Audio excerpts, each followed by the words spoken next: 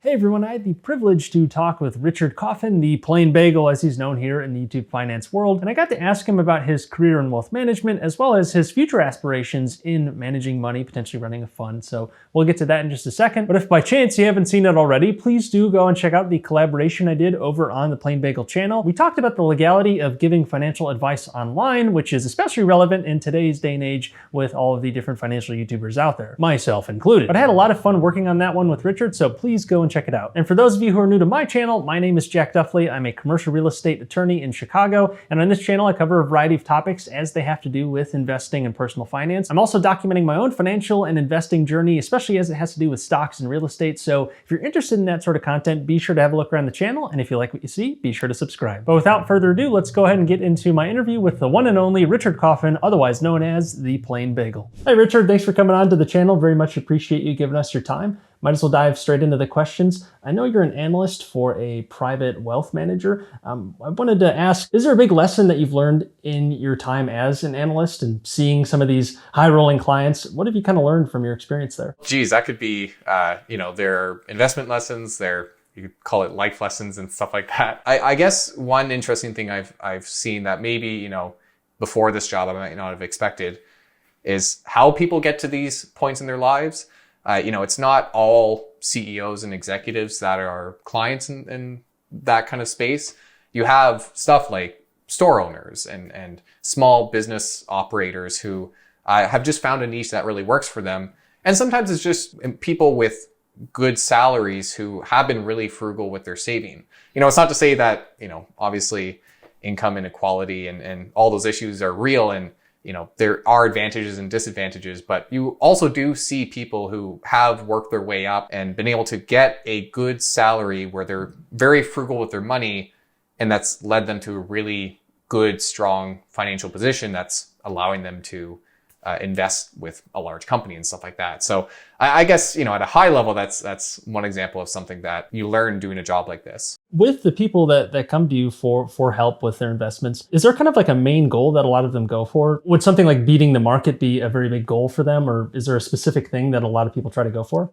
Interestingly, not many people talk about beating the market as being kind of a primary thing. You do have some people, and to be perfectly honest, these are clients of other people who work at the company. I've kind of worked kind of in the cases and stuff like that, not my clients directly. But there are people who, have a large investment portfolio and they might track it a bit closer than the average person. When you have someone who's very wealthy and maybe they have a bit of money between different managers, they're usually a bit more interested in the performance figures.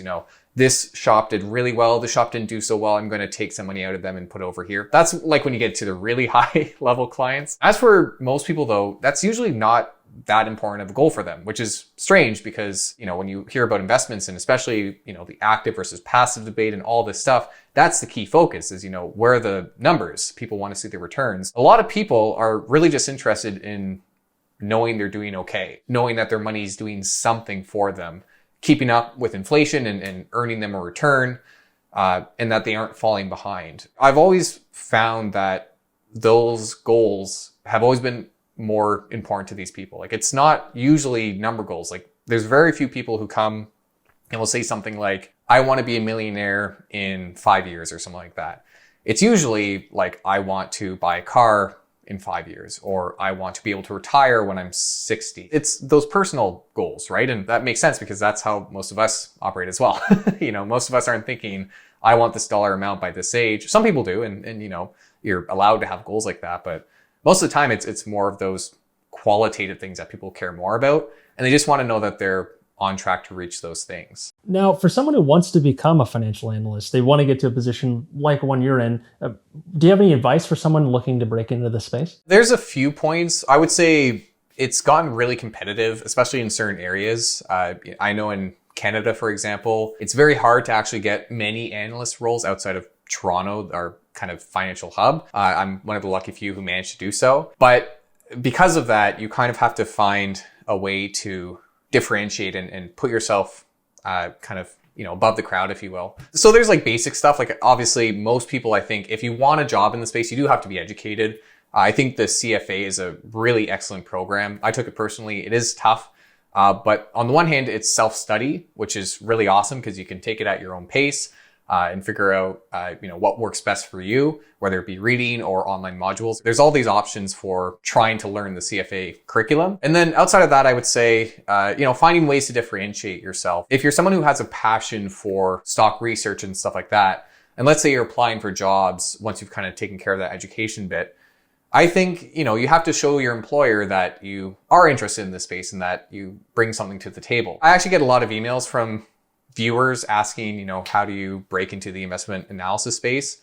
And kind of one tip that I always reiterate outside the education piece is to come to the table with some research you've done. So when you are an amateur, you obviously don't have access to the same resources, but I don't think it even matters if you do good research. I think the fact that you will come to the table with something you can present to show you how you think and how you approached your research.